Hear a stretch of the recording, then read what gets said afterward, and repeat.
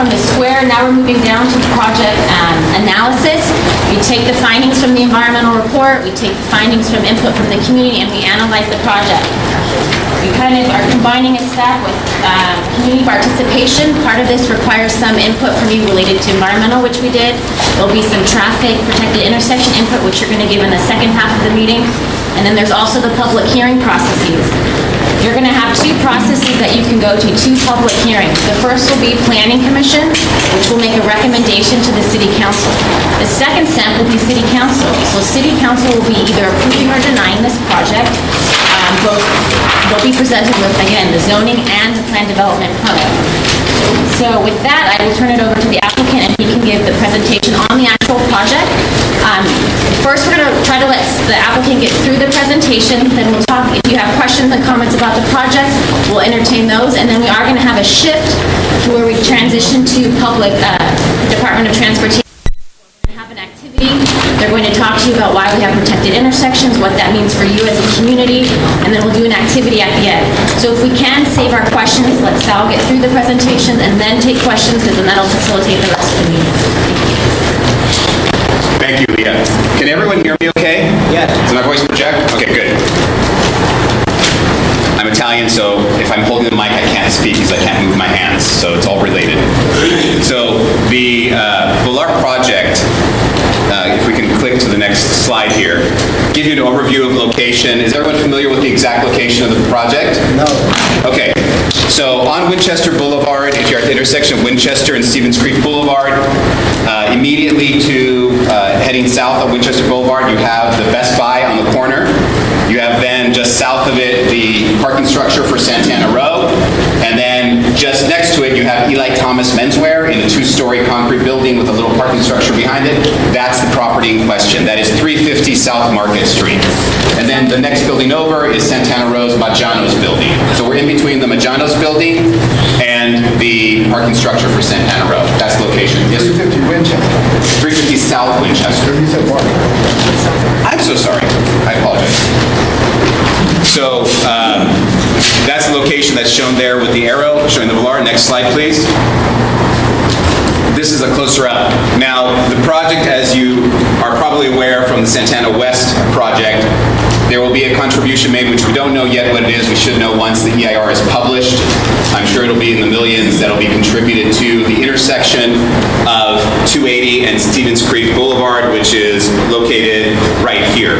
Right now, there is not a north 280 Winchester Boulevard right here that currently does not have an off-ramp coming on to Winchester Boulevard. Right now, anyone in this general area has to exit, go down to two impacted intersections, which is at Stevens Creek and Monroe, to get to the freeway. This will change all of that by having this interchange here. Basically, people that are coming to the property can just literally come off onto northbound Winchester Boulevard and go to the project site, which will have its driveway right about there on Winchester Boulevard going directly into the property.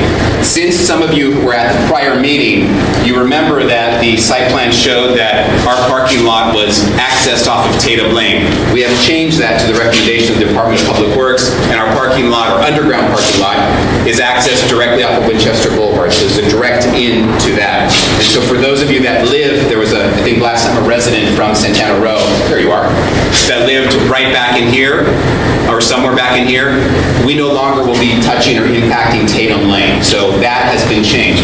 So that's really what I want to arrive at, is give your input so the project can become better, so it can belong to the community and be something that brings an asset and a benefit to everyone involved. So when we hear these inputs, we change the project in order to accommodate and streamline and make it real for the community that it serves. So that was one first item. Next slide, please. This shows the project, again, Volar, in relationship to the Frank M. Santana Park located here. Santana Park is currently about half developed. The other half is still undeveloped. So one of the community benefits that is brand new since our last meeting is that I will be donating the design of Santana Park. In addition to the project, we'll be donating $4.4 million towards the construction of Santana Park. And the design will be done not by me. I will be your pen or pencil. You as a community will come to design charrettes and be involved directly. But with all due respect to all of you,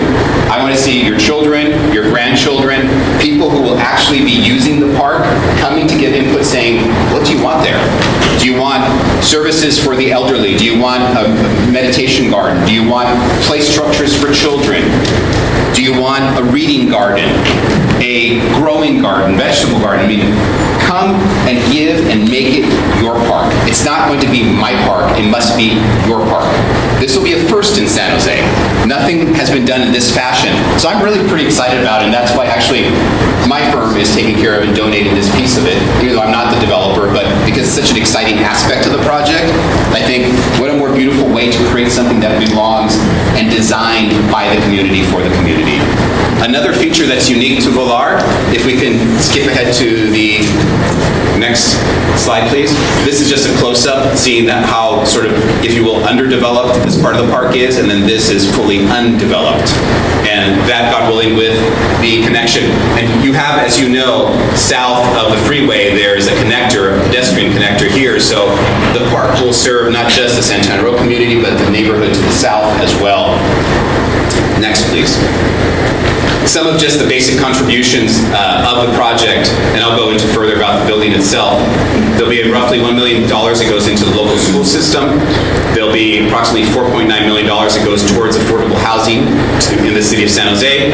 There'll be about $3.6 million in general fund money that goes into the city coffers every year as a result of property taxes, etc. And the part that's unknown is we also have roughly 52,000 square feet of commercial retail space that'll generate tax revenue, basically sales tax, for the city of San Jose, I'm sure, in the life of the project in the millions. Next, please. This is something really unique. Again, another first. In addition to the park that will be designed and funded by this project, a rooftop garden for the community. So the building on the 18th floor will not only have, which you'll see in the architectural designs, a phenomenal rooftop restaurant that is fully glass domed and glass walled on all 360 degrees of it. So you'll be able to sit up there and look at the entire city from all sides. Nothing like that exists in the city of San Jose. But furthermore, there'll be roughly 1/4 of an acre of rooftop space. If we can go to the slide showing the rooftop design. That'll give you sweeping views of the entire city of San Jose. That'll be privately owned. It's owned by the building. It is maintained by the building, but it is used by the public. So it's public open space, privately owned public open space. Now, these are more common in the city of San Francisco, Boston, and other sort of major metropolitan cities. They virtually don't exist in our city, not to this level for sure. Go to the rendering view. Keep on going. That's the view of the rooftop, and that is actually photoshopped in the city of San Jose in the background. So this is actually an accurate view at the height, what you would see in the evening skyline. Outdoor fireplaces, seating areas, and this will belong to the community. This is something that doesn't ever exist. People talk about private open spaces in some of the projects that we've seen, and even in the signature projects, but they consist of 4 tables and 16 chairs stuck out on a curbside or on a sidewalk. This is an animal of a different color. This is something that is unique, beautiful, and will belong to the community. When I was a child, the part that changed my entire life and my direction in life, I was about 7 years old. My dad was one of the custodians at Bank of America building, which is historically Bank of America building at the intersection of Santa Clara and First Street. My dad was an Italian immigrant. He came to this country in the 50s, and he worked 3 different jobs. Ford Motor, he was a custodian at this Bank of America building, and he was so impressed by the building, he says, "Sal, I want to show you something." And he walked me out to the very tip top, where the green light is at the top of that Bank of America building. He says, "I want to show you this." So at nighttime, he took me there, and he just brought me up to the little balcony that surrounds the green light at the very top of the building. And it so amazed me that man can design and build something and have this perspective and kind of see an entire city in one shot like that. That was so mesmerizing to me. I thought, someday I would love to create something like that. That doesn't just belong to me because I was lucky enough to have my dad working in the building that showed that to me, but that every child, every person can just enjoy it. So that's what this represents. It's basically kind of fulfilling a long-term dream of something belonging to everyone in the community. Let's go back to where we were in the presentation, please. So when we talk about Santana Park fees, 4.4 million. Next slide. So Volar basically consists of, we've changed the project since our last meeting. It used to be, yes sir? What about traffic impact fees? We're going to get to that. Absolutely. So the project is roughly 307 apartments. 245 of them are at 1 bedroom and 62 at 2 bedroom. And Volar, as you well know, Santana Row has plenty of shopping, groceries, Valley Fair Shopping Center, beautiful facilities all around. Has a walk score of 90, meaning that mostly everything you need in living in this community is within walking distance. Next slide, please. Excuse me, Mr. Cruz. Yes, sir. LEED certified at what level? We're waiting to see one particular piece, and it goes to the traffic impact fee. The ER should be published in the next few weeks, I imagine, roughly. Once the City of San Jose releases it, it'll be published.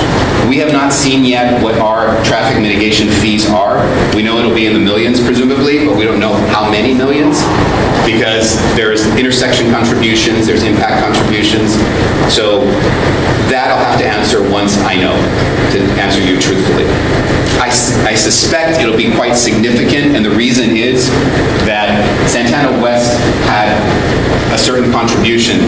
Theirs are lesser because they're commercial properties, if I'm not mistaken. Residential properties get hit at a much higher level. So once we know, you will know. This minute I know, it'll be circulated to the community.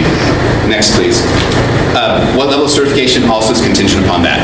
Knowing how big of a hit we're taking on the impact fees and all of that to know where we strive. I love striving for the sky. We designed the very first LEED Platinum multifamily project in the state of California. It was the 5th in the nation, in the whole United States. So we did that through innovation that we designed in. So we're looking forward to doing something spectacular here.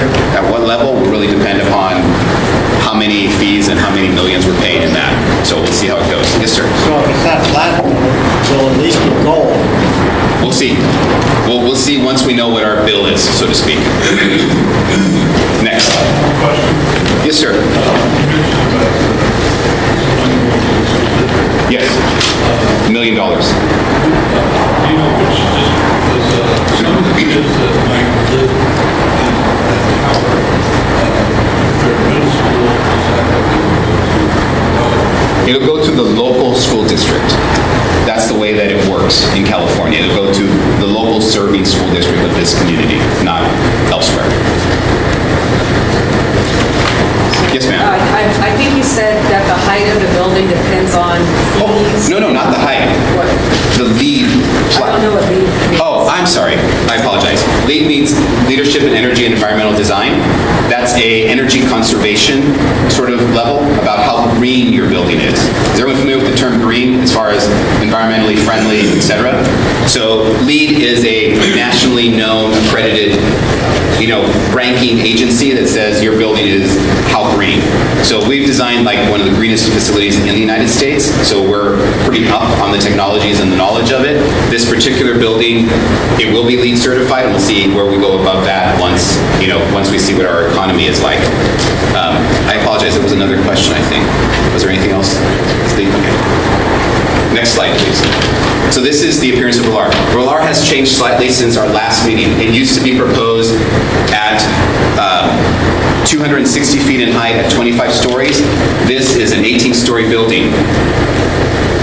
And the rooftop level, this bulk of the rooftop here, is at 183 feet. So the majority of the building, roughly, I'd say 85 to 90% of the building is at 183. To give you an example, Sean, we can go forward. Next, please. Let's go forward to the university building, please. Keep on going. Oh, go back one. I don't think it's really legible. Well, barely. Sorry. This is a scanned elevation of a city record. We pulled it off the city record. This is the building located, it's called the university building located at the edge of Highway 280. Sounds like City College. Is it San Jose City College? No. National University. on Tish. On Tish. Is everyone familiar with that? National University on Tish? Okay, majority. So that's the building. Go to the next picture, please. That's the picture of the building. Does everyone see it now? It's called the Sherman Building. Sorry? When it was built, it was a Sherman building. Okay, so that's the building. The very tip top of this, where the antenna and everything are, is exactly the same height, 183 feet. So for those of you that believe that, 183 is unusual or a lot different than our community, this thing has been here since, I don't know, Early 60s. I'm 54, and I remember from my childhood, so it's been around. But Yes. the difference is that that building doesn't have a view directly into private property across Winchester. There's no private neighborhood around that property. Well, interestingly enough, if we go back to our design, to our front elevation, there you go. Our building is designed to minimize anything that looks forward. And first of all, when you're looking forward into the neighborhood, remember that we'll prepare this for the next time when we're doing public presentations at public hearings and whatnot, but we've calculated and shown that, I know which slide will show this. Go forward, please. Keep on going. Only to a degree. This is just introduction of this slide. This is the Splunk building, the building that Santana Row is just finishing up now. Is everyone familiar with that? The modern, really attractive building right there on the edge. And this is, the original Santana Row building, if you will. There's Volar in the distance, sort of showing in context on Winchester Boulevard. The buildings here that are approved at Santana West and the ones that are zoned right across the street from us on Winchester Boulevard, there's no way that you can actually physically see into anybody's backyards because of the interruption in between, right? Because there's commercial property directly across the street from our project site. So when you look at the angle, I'll just do a quick display. If you are here, you have a building across the street, and this is Volar. You have a building across the street, Winchester Boulevard. You have another building here, and your backyard is down in here. I'll show graphics that prove this. This is just a crude illustration. I wasn't prepared to answer that particular one. But when you're looking at an angle from here, your angle up or angle down into these yards are blocked by the buildings that are already there on the commercial property. That's natural geometry. It's not anything other than practical geometry. And I'll show the illustrations because when we studied our building and the design of our building, we wanted to make sure it didn't do that and protected the views into the neighborhood immediately in front of us, because there's only that one neighborhood that's immediately anywhere near us, right? The one across the street over the top of the other buildings. So we studied that and made sure that the angles didn't look down into anybody's yards. And so that's how we looked at it. And have any of you participated, I'll get to you in just a moment. Have any of you participated in the WAG and the various other, NAC and so on? Good. Part of the whole design of this urban village corridor is to create buffer zones and a tearing down towards the residential community, stepping down, right? So what happens is that on that side of Winchester Boulevard, to the right of this screen, if you will, you have basically, taller masses, etc. This in between goes up in Santana West to their height, is it 90 or something like that? Over 90 or something feet. So there's no way nothing will be seen from the community back in here. And across the street from us, I think we're somewhere in the 60-foot range, perhaps, of the buildings that are directly zoned. I'm talking about general plan and zoning, directly across the street from us. So all of that will actually shelter the neighborhood from any views and vice versa from anything that goes on across the street. So it's actually good, solid urban planning to make sure that architecture steps down towards something, rather than having, in some instances, where a tower or whatnot could be right next door to a single-family home. That's not the case here. This is stepped architecture where it steps down towards the community. And we'll have illustrations. We'll have it as part of some of our design packages as we're resubmitting to the city when they have comments, and that'll be all available for the public as well to review. So it will be addressed, has been addressed, will be addressed in more detail so you can actually see it with your own eyes. What about shadow effect? There's no shadowing to the residential community because the sun comes up in the back, goes around this side of Volar, and sets on this end. So there's no shadowing. The only shadowing we'll have some minor to is the parking structure at Santana Row. That's it. Not the community across the street whatsoever. The residences across the street would not be hit. And that's part of the studies that were done. Yes, sir, you had a question, I believe. How high did the construction crane that was I don't know the answer to that, but I will find out. I was going to say about 200 feet. So I live 3 blocks away, and I had to change my window addresses because that light that was on the crane was coming in our window and bouncing on my wife's dresser mirror and hitting her right in the face. So that was very disappointing. Which crane was that, sir? The crane for Splunk. For Splunk. And they had a light on top of it. It wasn't going in the that came Like the light, like on the top, very top of it? So the crane, 30, 40 feet. Right, so a planning project- Any of the sightlines that we have over the sections that are there now. so Okay. a planning project can create light pollution, so there is a photometric study that shows, a crane obviously is unshielded, it's bright so that people can do work. The light off of a building is different, so it will have a different I'm just effect. talking about sightlines, that's what I was talking about. Right. If I can see that 40 feet above everything else, the sightlines come to be right there for, not my house, because we have all the trees on that side. Yeah. Maybe for other people. And certainly, as if I go north or south down the street, it's certainly going to take my way and be able to see my Where is your backyard, sir? Roughly? No exact address, but on Rosewood? Rosewood and what? Straight over the So back behind Santana Road, that way? No. This way? Yeah, mine is right off Winchester, right, there's the businesses and then there's my house. And that is right across the street from the businesses right behind my house. Okay. So there's no nothing. You signed in, correct? Yeah. Afterwards, talk to me, and I'll do a study directly concerning your house if you Well, would like. just so we can add that too, is your concern that you will see the building or concern that people are gonna see into your house? I have a couple concerns. Okay, well, I just want to, If you narrow it down, then- I want to get to the question, then I want to make sure we capture them. So if you have any more slides you want to show for the presentation, then we can Yes, get just to a couple, questions. like 3 more, if that's okay. All right, so let's back up, Sean. So this is the street view on Winchester Boulevard with the existing sort of meridian. And next, that's the spot where we explained it next. So this is on Santana Road right now, and the tip of the Volar building that would be visible in the distance. Going down, that would be Tatum Lane. Next. This is the view from Santana Park. So if you were standing on the new part of the park, this is the approved volume only. We didn't show any design. This is just our plug-in for the Santana. No, it's not approved. Oh, not approved. Proposed, I'm sorry. Proposed 700 Santana Road project. And that's the tip of Volar right there in the distance. So even if you were standing on the ground, that's all you would see from the park itself. The city had asked for these various views to really see what people would see. And that way you would see a truthful image. Next.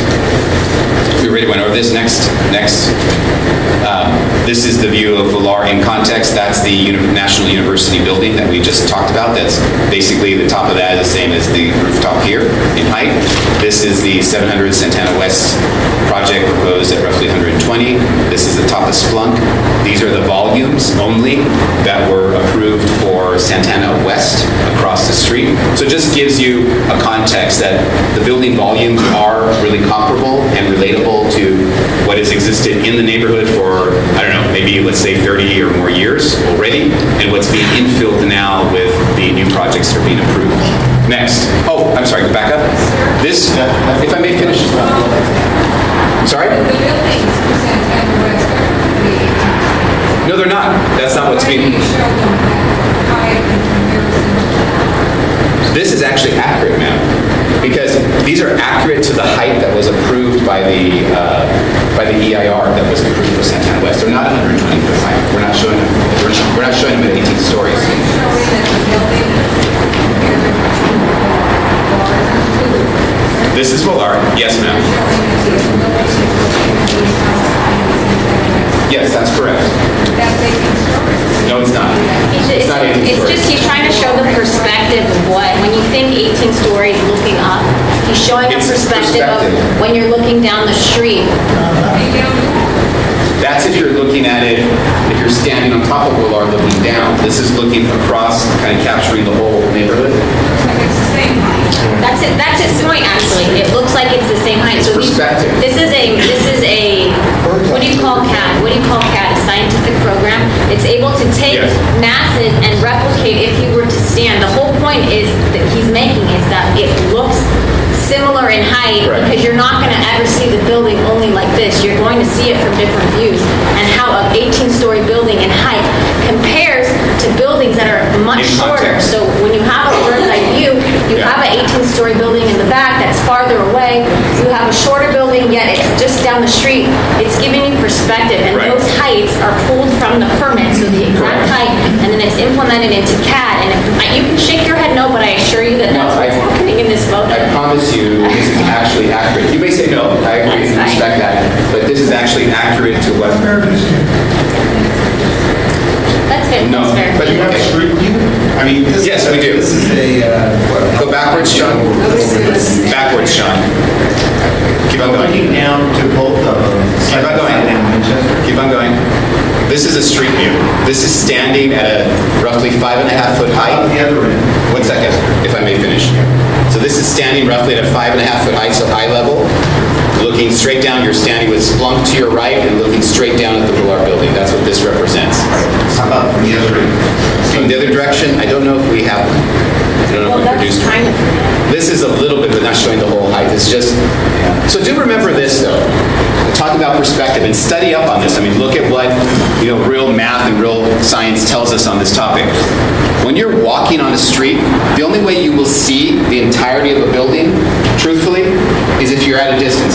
Take this test yourself. Go to downtown San Jose, walk down Market Street, because that has the most high buildings. Do this. Rather than taking my word for it, see with your own eyes. Walk down Market Street around Plaza de Cesar Chavez, St. Joseph's Church, in that area. That's the beginning of taller buildings. There's a Fairmont Hotel on your right. You start heading north. Tell me at which point you can actually see the height of the high-rises. Like, see the whole building. You will see with your own eyes that you will see them, like if you're about 2 blocks away, you can actually see the whole height of the building. You cannot see. This is actually a truthful perspective of a person standing across the street on Winchester Boulevard, so sort of like where your house is, but on Winchester Boulevard, standing on the sidewalk, right here, and looking across the street.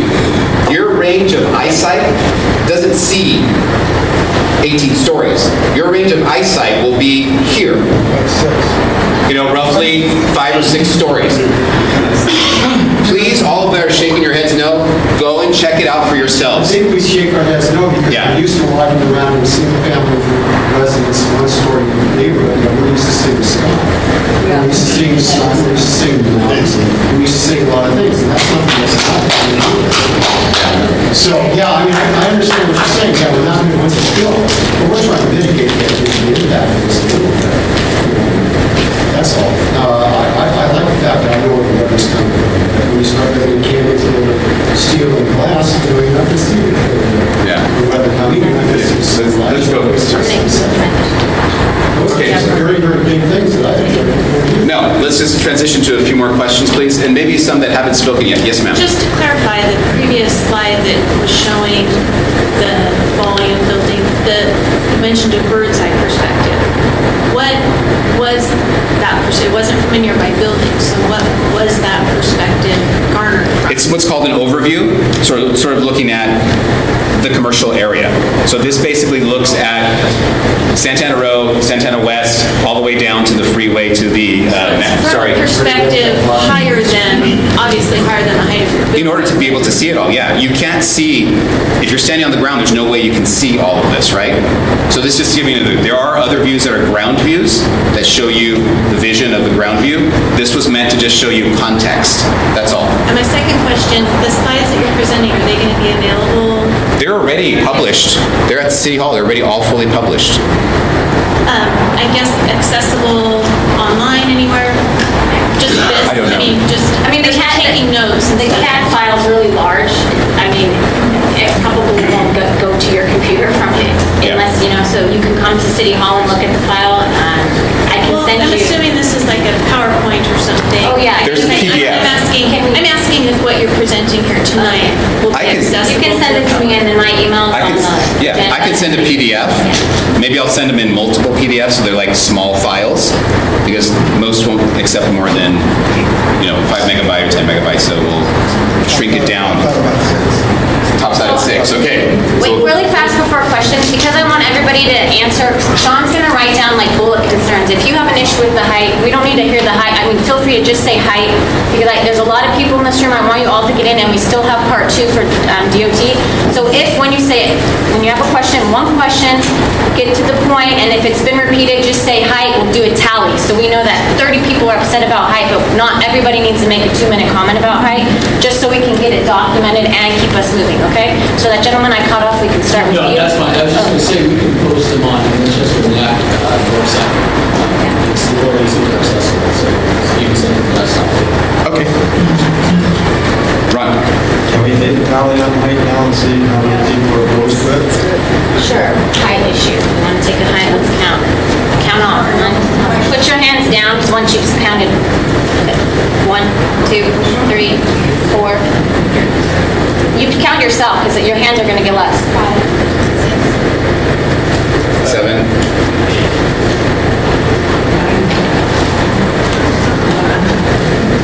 12, 13, 14, 16, 17, 18, now Mammoth. Yep, you can.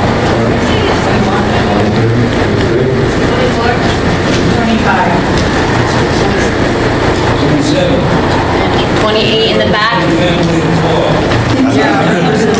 great.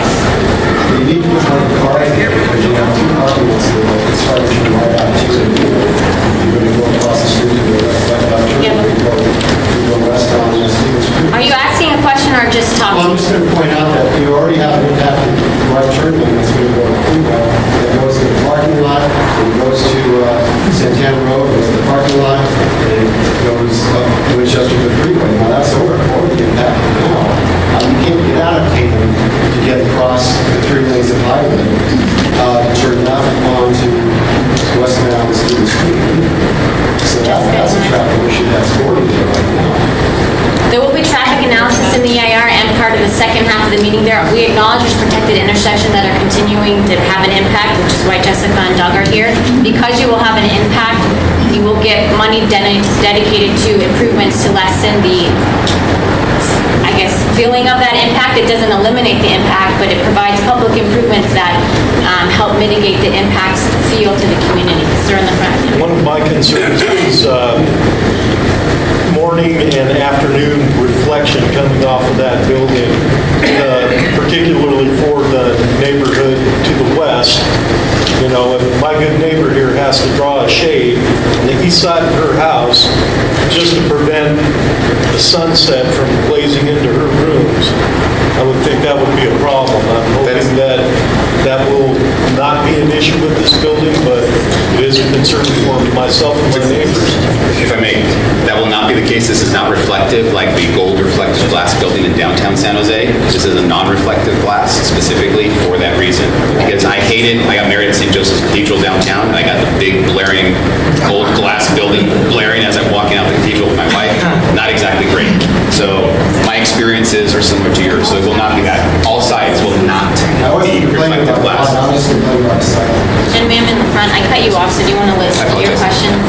Remember I said we'll write down your questions and come back to you. Well, I'm concerned because how many people you're going to have in that building, plus all the people there, just the quantity of people in this little small footprint of an area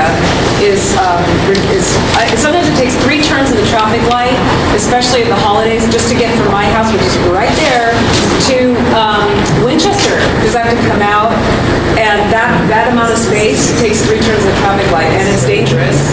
And it's a lot of people living densely in this area, and I do take issue with that. So if you want to do a population density hand raise, I Well, would be raised. what I think also is a point to look at is that if these people are going around shopping, like the people you're talking about during the holiday season, they live there. They don't have to go in a Well, car to right, go shopping and- at Valley Fair or I know, Santana Road. but- So it's a different dynamic when you They live all there. have cars though, and they drive them, and they have alarms Yeah. and honk. Could we at the same time just take a show of hands for those that are in support of the height of the project so we can actually see what that is? Can I see a show of hands, people in support of the height? What's the question? How many people are in support of the building as designed? Christian, Archana, As designed about. hands up. Whoever's in support. There's two things, as designed about height, which one? As designed and the height, or do you want to separate? Two questions. I'm asking. Okay, so design, let's go height, guys. Let's show of hands of height. Let's do height. Be courageous, guys. Show your support. 5, 6, 7, 8, 9, 10, 11, 12, 13, 14, 15, 16, 17, 18, 20. It said somebody raised their hand before that wasn't. This is in support of height. In support of Okay. height. 20, 21, 22, 23, 24, 25, 26, 27, 28, 29, 30, 31, 32. Support the height. Really quickly, I just want to draw your attention to this. Who's been involved with the NAC, the WAG, who's been going to the community meetings? This map should look familiar. It's an illustration of proposed heights for the area. This hasn't been adopted yet, but you'll notice the red was slated at 200 feet. It doesn't exactly cover this parcel. It's adjacent to the parcel because the Santana Row Maggiano building is in the way, and this took a blanket coverage as Santana Row is 150 because that's what their zoning says. So I just want to note that there has been a discussion amongst this community about this height, and it was actually a huge discussion point between the planning department and the applicant. If you came to the scoping meeting, you'll remember that this building was in at 267. Correct. Which really flew in the face of any public outreach that you've been a part of, because no one in this community wanted to see a building at 267. To come You didn't down. ask that question. You never asked that question. Well, I'm not, Layla, I understand, just be accurate with the description. You had a scoping meeting, people were here, we commented, and then we jumped right to 18 stories. There hasn't been any discussion with the community between 25 and 18. well, I'm taking into consideration all the NAC and WAG conversation, which I know you've been a part of, which Layla and Leslie know you've been a part of, which have said that the community hasn't been supportive of a higher height than 267. You've recorded the meetings. I'm sure we can find in those meetings that someone at WAG wouldn't have been supportive of 267. The feeling tone at our last community meeting wasn't supportive of 267. Correct. We have lowered the actual floor height, the top of the floor is to 185. Only the glass protection and the parapet goes to 200. So it's under an anticipated height. So just wanted to note that. Do we have any other questions related to height, Mr. Darby? I just wanted to give you about the one gentleman was talking about living in a steel valley, I got it right, that aha moment you had when you went to the top of the building with your dad, that galvanized your life, so to speak. These people being able to walk outside, see the skyline, see those things, that aha moment's gonna be gone. I think the height is fine. I just want you to know where that feeling's coming from. I totally respect the opinion. This doesn't do that because it's hundreds of feet away from the houses. It's not at the house, so it's not a canyon as has been described. Perspective. Good point, good point. Yes, sir. Yes, sir. So we're all around the topic of height. Kirk, you're next. Oh, No, go ahead. so one of the things it seems that by reducing it from 25 to 18 stories, inherently we're losing some floor, or some potential. 7 stories. 7 stories of residence. My calculation, I think, it could potentially be like 133 different units. Given that we have an affordability crisis in this area, as far as people decent incomes can't afford, much less people not so decent incomes, it seems to me that that's an opportunity. Those 7 floors could have been an opportunity for maybe housing for people who work in the Santana Row Valentier area, maybe for retirees. And it seems like that is an opportunity that we're missing by lopping off that 67 feet.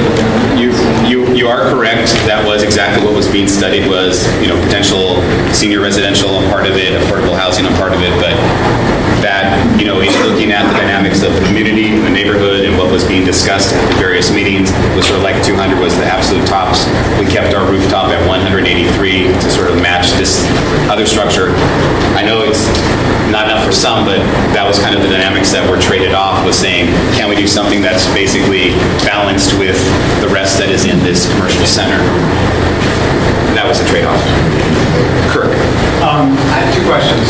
First, can you tell me, you kind of answered this, but if there's anything else you can add about the rationale behind taking off those floors, like specifically what went into the decision process for that? Sure. And then second, what is the cost opportunity or the opportunity lost from a development perspective? How much money did that cost the developer to lose those 7 floors? What is the value of those 7 floors? I mean, ballpark, I mean, order of magnitude. Order of magnitude, probably like, we lost revenue $70-80 million. $80 million. Correct. It's a huge amount. $1 million a floor. And so it's a huge number, and that's why what we're doing is trying to still preserve the community benefits like the rooftop garden, like the enhancement of Santana Park. We preserved those aspects. We actually added the design of Santana Park as well. So we've done everything to squeeze the project to still make it something. Look, at the end of the day, we'll either be on opposing sides or we'll be on the same side. If we're on the same side, I don't mean that we're all going to agree on every little aspect of it. We can actually build a project that everybody wins. It may not win 100%, but you'll get something out of it. It'll be something beneficial. It doesn't have to be 100% for or against. When we take those opposing views in society, nobody wins. Nobody wins. But if instead, all you have to do is look at tonight's presidential debates, believe me, okay? So if instead you actually kind of come to the table and say, let's design Santana Park together as a community, let's work on the design of this rooftop community space as well, and build something for the community, do something that's beautiful, that's different, that's unique, and work together, collaborate together. I mean, we work with various aspects of the community and make it something special. Look, a real practical note, guys. Is Santana West approved or not? The commercial development. The EIR, is it approved or not? It's approved, correct? The EIR, right? So there will be a large commercial development going across the street. Where will they live? If these workers do not have housing somewhere nearby that is convenient, high-tech, appealing to that market sector, they will be driving in, folks. Think about it. Or a good chunk of them will be living right across the street. Which do you prefer as a community? This is your decision. Do you prefer people live in the community surrounding that large 1 million square foot commercial development? Or do you prefer to kill residential development from happening in the community and have them all drive in and invade your neighborhoods with cars? Those are some of the... Nobody screaming out, please. If you raise your hand, I'll recognize you. So, yeah, some of it's already happening. You are correct. Because there isn't what is called a balance between residential and commercial. You need to have a balanced community. When they developed the idea of the Winchester group, the Winchester Village, the idea was a balance between number of housing square footage and number of commercial square footage. When that balance is achieved, you will have a balanced community where people can live and work in the same community. If you accept one and deny the other, it will be far more impactful to your traffic situation. That's a reality we need to come to terms with. Ma'am, did you have something to add? In the back. Well, I just don't see where you're coming from. I mean, we got more parking expressway already. And you're talking about, I mean, it's ridiculous. Are you familiar? I don't care about the height. I'm just concerned about what's going on with the traffic. Understood. And I apologize, but once they publish the EIR, so we ourselves can actually see all of the mitigation factors and what we're going to do, and then... Well, why don't you just come to Moore Park and just drive up the morning, 8 o'clock in the morning and drive back at 5? Understood. Oh, yeah, and see the street. Thank you. Oh, and Winchester, too. Yeah. We know the impacted intersections too. Yes, Pat. Oh, right there on the freeway. Okay, I'm sorry, but please. Yes, Pat. My question is, Sal, my question is, if you lock off 7 floors, the original design was built by the design support those 7 floors. Correct. In 50 years, many of us are not going to be here.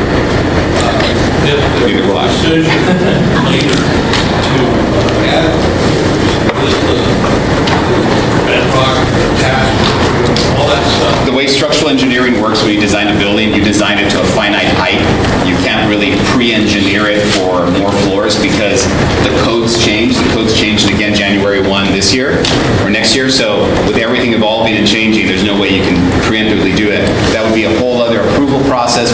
process, structural process. The second question Yeah. is the rooftop park. Yes. You know, a lot of our parks, public parks, are closed at sunset.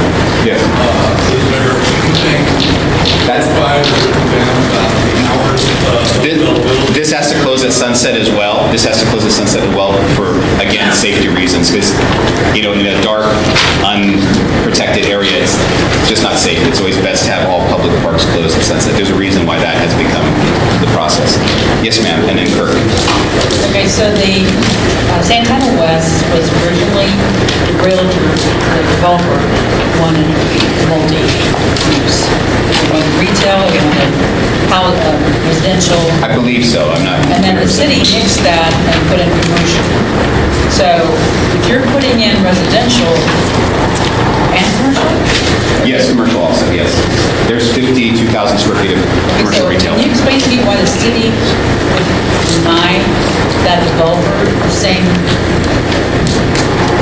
You know, that's a planning question, I'm afraid. I'm sorry, say it again. Why the city would approve the Santana West development as a commercial-only project rather Why was that developer not allowed the opportunity to do residential also? Yeah. That's a signature question. There's an answer for that. Shoot. West is not inside of the urban village boundary. I can't hear you. It is, is it? Yes, it is. Well, they chose not to do a signature project. So to do a signature project means you want to do residential when your property isn't zoned yet to allow it. So once an urban village opens, you can ask to have your properties rezoned to allow residential. If the urban village hasn't been approved yet, which is this case, if your zone, your base zone is a commercial, in order to be allowed to do residential, you have to apply for a signature project. You don't have to do a signature project. You don't have to do residential. This particular project is zoned commercial general, or I believe so. commercial general. Commercial general, meaning if they wanted to just build an office building, they could because that's what their zone allows. So Santana Row's site was a commercial zone. It allowed them to build commercial. So they chose to not also build residential. We can't make them do a signature project. No, from what I understand, the developer was denied. No. He was going to do a residential project and he chose to change his course of action into. The other thing on the, Well, in order to be denied, you have to take a project to hearing and then it has to be denied. There was no denial on the Santana West project, so they were asked to do they weren't asked to do a project, they reevaluated the way they wanted to use their land. Okay. So, the acreage on the garden park, please. Garden What's the acreage? on Santana Park, The square footage, square our rooftop park, park. 12,000 square feet, roughly a quarter of an acre.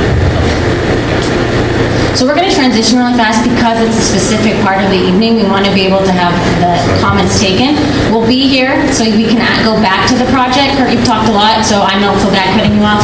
We will transition back to future questions, but let's get to the DOT portion first. Jessica?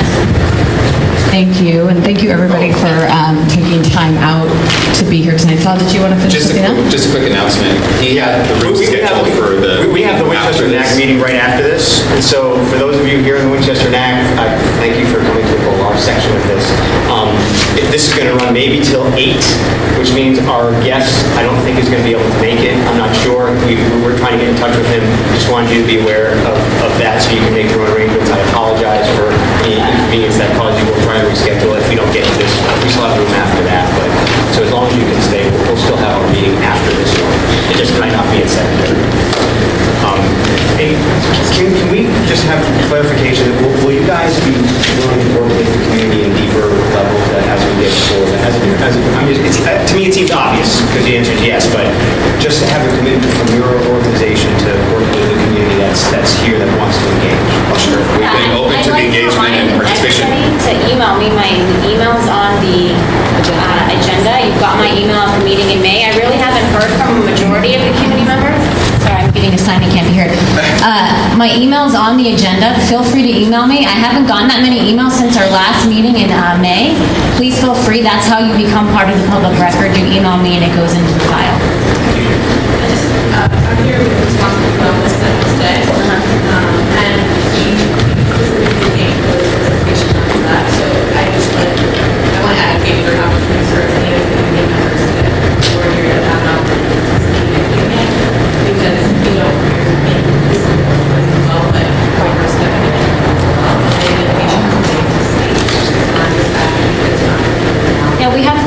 8, so they'll be able to speak after the Department of Transportation presentation.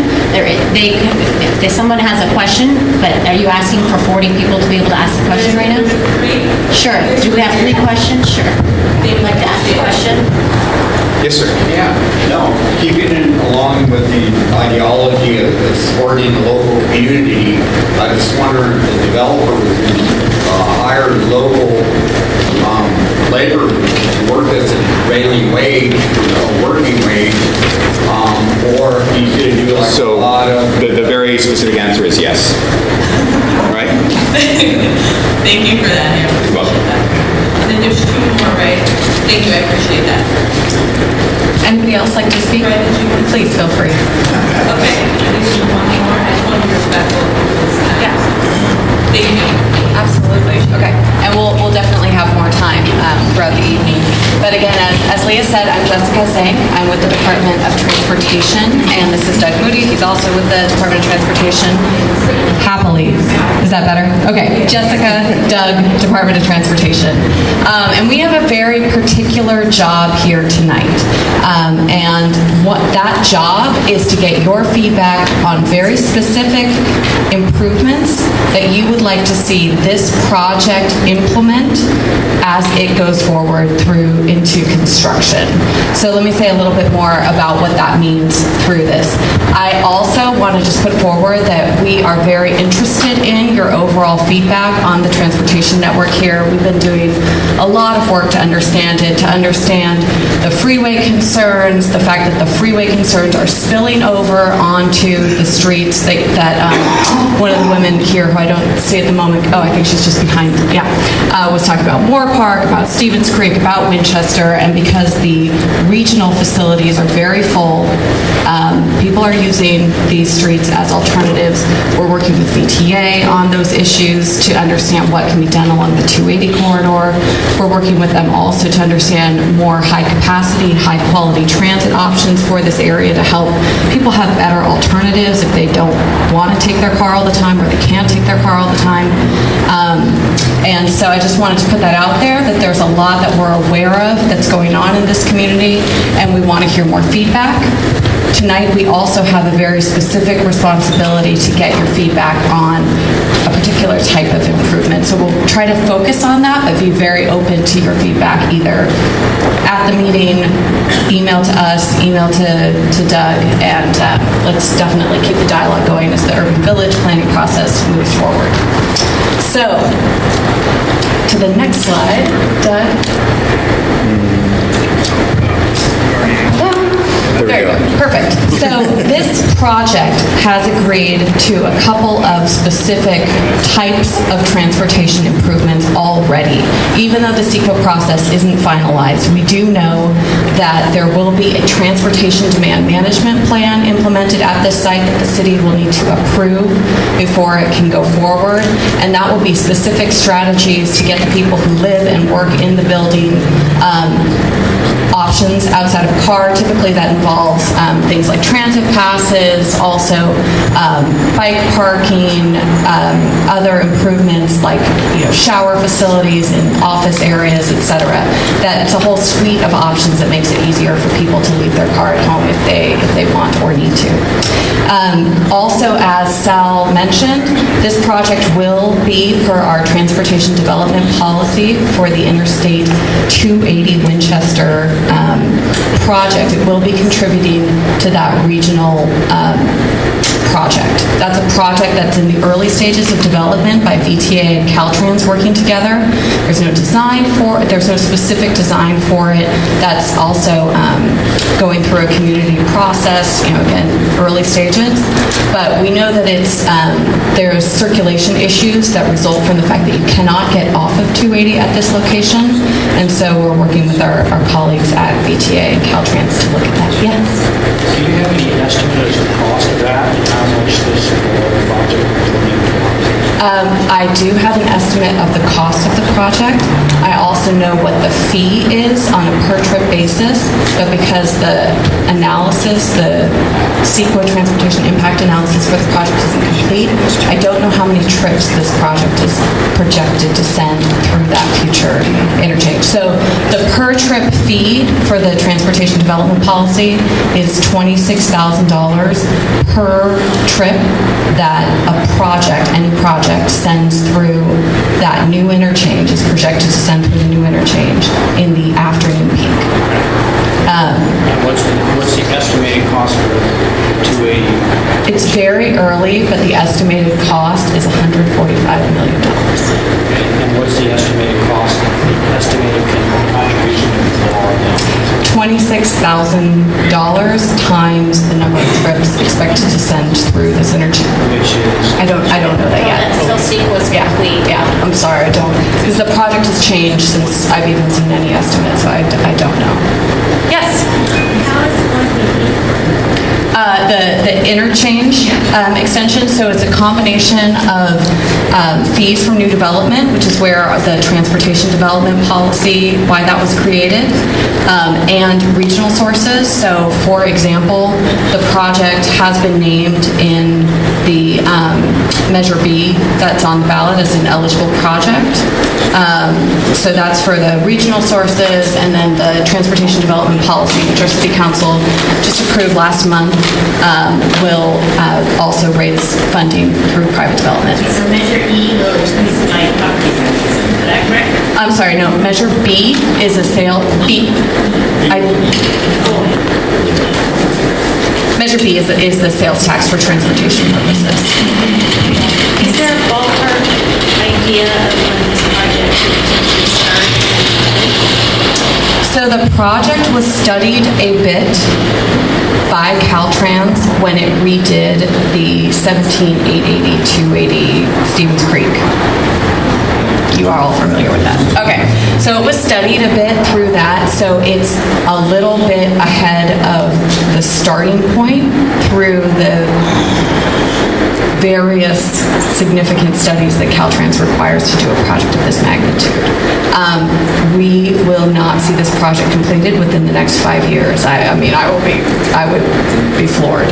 So more than 5 years out. Well, I remember when they were proposing Santana Road, going to meetings, and that's been 20 years ago? I mean, the fire was what, 15, a little over 15 years ago? So, and just to see the actual improvements to the 280 Winchester, whatever, are recent. So, you know, you say not in 5 years. It takes a long time. 10, 15.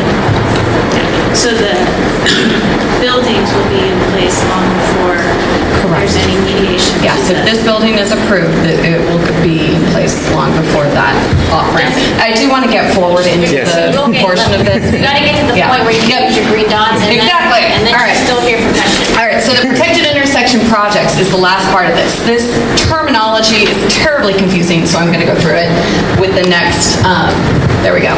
So whenever the city sees a new development project, it looks at the location of the project, the type of the project, and the size of the project.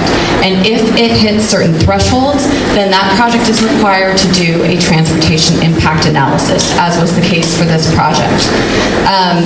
If the project has an adverse impact in the transportation impact analysis, then it has to either mitigate or offset that negative impact. Impacts in our policies today are set based on how an intersection, a specific signalized intersection works.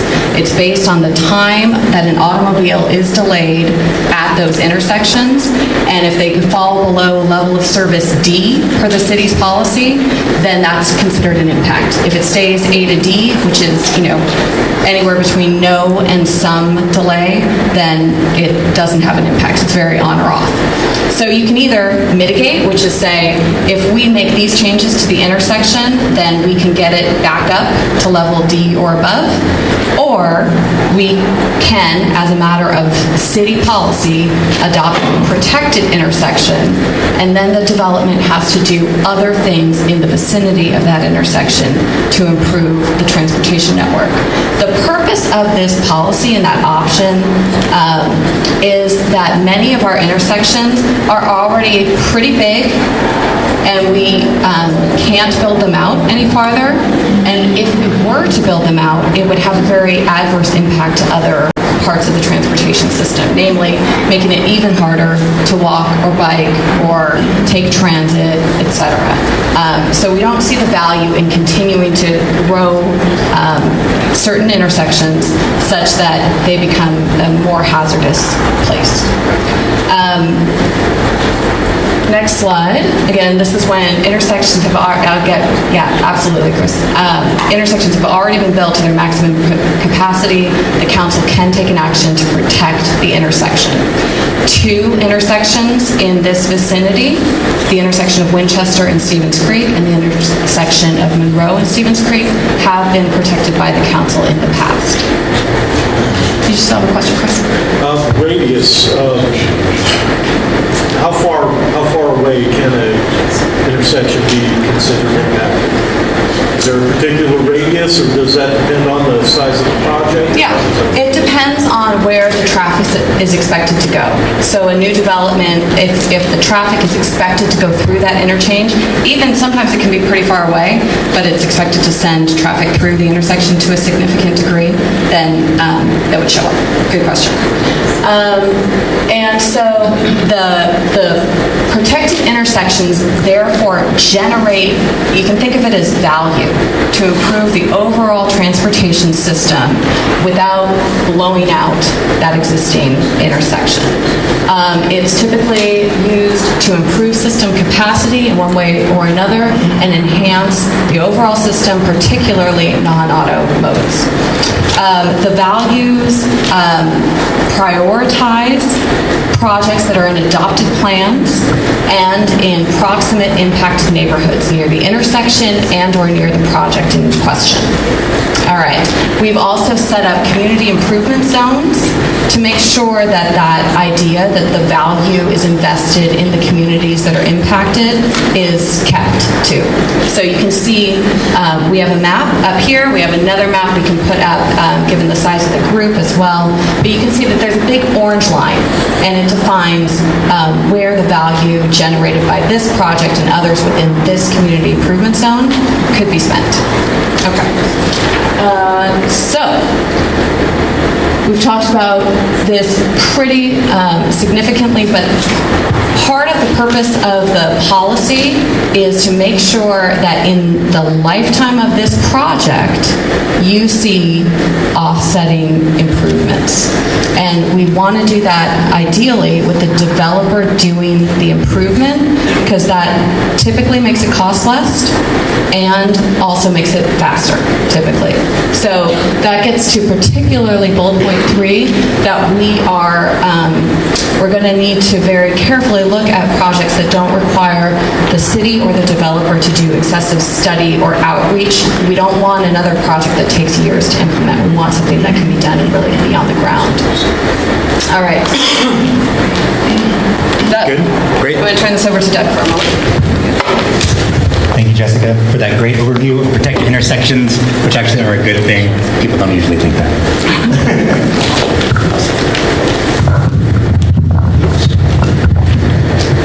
That holds out a little bit.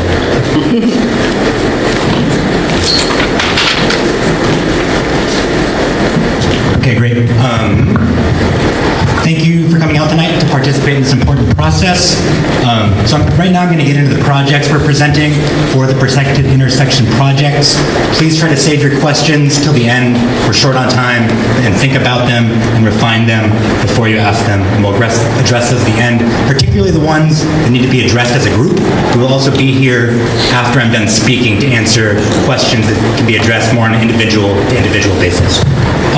So the projects that we're presenting tonight, we're presenting them. They're intended to address what we see as the largest issues in the community. We identified them through going through past plans, parsing summaries of current planning processes from the urban village planning processes, and listening during many of the planning processes that are currently underway.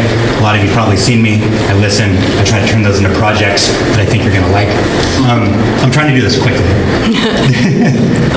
So right now, these are what we see as the top transportation-related issues in your community. They are traffic and congestion, improving walkability, neighborhood traffic and speeding, improving transit options, improving bikeability, and enhancing safety. So what this table here is doing, the column on the left identifies the issue, the column on the right is the broad category of the types of improvements we are presenting tonight to address your community issues. So to address traffic and congestion, we are proposing technology and signal improvements and formation of a TMA. To improve walkability, we are proposing installing missing sidewalks and curb ramps, over and undercrossing improvements, green infrastructure, and placemaking and public space activation. To address neighborhood speeding and traffic, we're proposing green infrastructure as traffic calming. To improve transit options, we're proposing bus stop enhancements, transit signal priority, TMA formation, and placemaking and public space activation. To improve bikeability, we're proposing bike detection along existing bikeways, green infrastructure, and again, placemaking and public space activation. And as for enhancing safety, safety is the DOT's #1 priority. Safety is integrated into all the improvements listed on this table, but as safety-focused improvements, we're also proposing improving lighting, and once again, placemaking and public space activation. Next slide, please. Okay, so after I'm done talking, yes? Real quick, what's green infrastructure? Green infrastructure is largely landscaping, but it's tied into the drainage system. So its primary, I'd say it has a few primary focuses, but its primary focus is to improve drainage, so when rain falls, it seeps through the ground and into the groundwater, and at which point it doesn't fill up our stormwater systems. And because it's landscaping and trees, it's also beautiful. And then when we put it in a way that would be medians, things like medians, traffic circles in your neighborhoods, that would typically calm traffic, it's like a win-win. Okay, great. So after I'm done talking, we're going to have a community exercise where we're going to ask you to put some dots up over here on this wall to indicate the projects that you like. The map on the wall are the projects, the specific projects that we're proposing today. So take a look at those. You'll get 4 dots. You can put them on any project you like. You can put more than one on one project. There's also a spot on the bottom of that chart for you to write in projects that you think would be good, fit the intent of the protected intersection policy, and aren't listed there.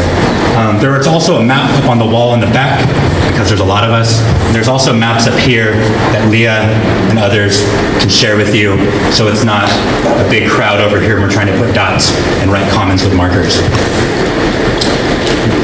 So there's a couple projects I'm going to highlight tonight, largely because we think they fit well with the community priorities and city priorities. So if you aren't sure what you want to vote on, where you want to place your dot, we think these are good, they're ready to go, they fit in a lot of great ways, so please place them on these projects. The first one is facilitating formation of a Transportation Management Association, which is abbreviated as a TMA. And the TMA is typically a not-for-profit organization formed by a group of local businesses to address their shared transportation issues. Yes? Oh, no, stretch them on. Okay, great. Thank you for acknowledging me. If you're going to take, if I'm asking everyone to hold their questions, but if someone raised their hand right now, I think it's important for clarification, I'm going to answer you. We're also highlighting installing missing sidewalks and/or ADA ramps to improve accessibility for everyone. These are generally priorities for the community and the city. We are also highlighting transit improvements like transit signal priority and enhanced bus stops. And then the last two projects that types of projects that we're highlighting are freeway and highway over and undercrossing improvements and placemaking parking and public space activation, which actually pair really well together. And Jess has a passion for it, so I'm gonna let her present those. All right. I admit, I like pretty things that make it more comfortable to bike and walk places. So that's just, we have roughly 5 locations. So let me back up for half a sec. This area is challenging in part for all modes of transportation in and out of it, in large part because it's kind of an island with the freeways that surround it. And so one of the key things that, that we're suggesting and looking at is enhancing the existing pedestrian, bike, and general car undercrossings to make them more comfortable, enjoyable, and safe to walk, bike, or even drive under. So just some pretty pictures about how different communities have looked at doing this, like lighting, paint, different levels. But if you think that this is a good idea for any of the undercrossings, whether it's the pedestrian bike overcrossings at Cypress, Monroe, Downing Street over 17, or under where Forest goes under 880, or there's one more that I'm forgetting, but it's listed. And so if you like the idea, please feel free to highlight it. And we can keep, there we go. Last one. There. I'll take it. There we go. Great. Thank you. Trying to stay on track, so I had something prepared for me. Okay, so we're going to move on to the dot activity. So I think everyone already has their 4 dots, is that correct?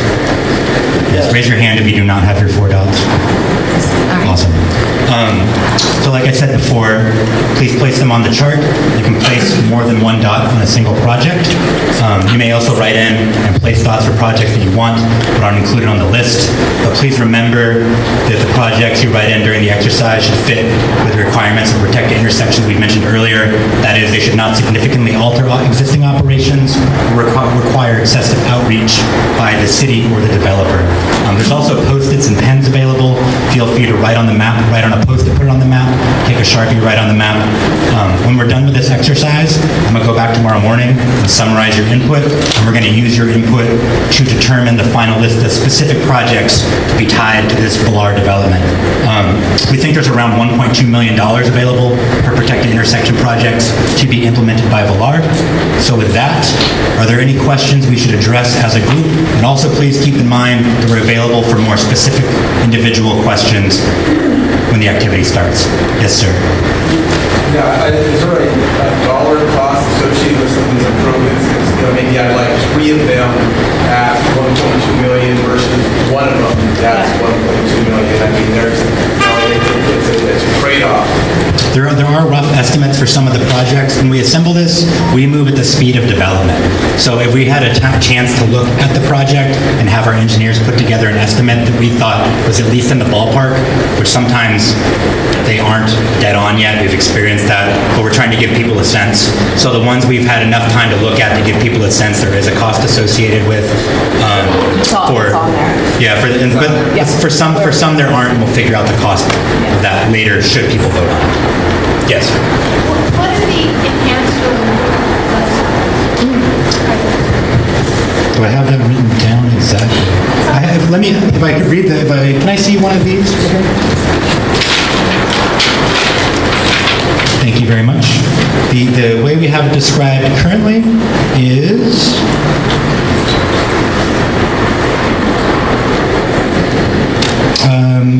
improvements to lighting, trash cans, seating, shelters, and bus poles. I'll just add the tiniest bit to that, which is that VTA recently did a study of their transit shelters and acknowledged what I think many of us have noticed, which is that they're not very pleasant places typically. And so they have adopted a new set of standards. So it would be in line with those standards as well, in addition to what Doug said. Okay. Thank you. More questions as a group?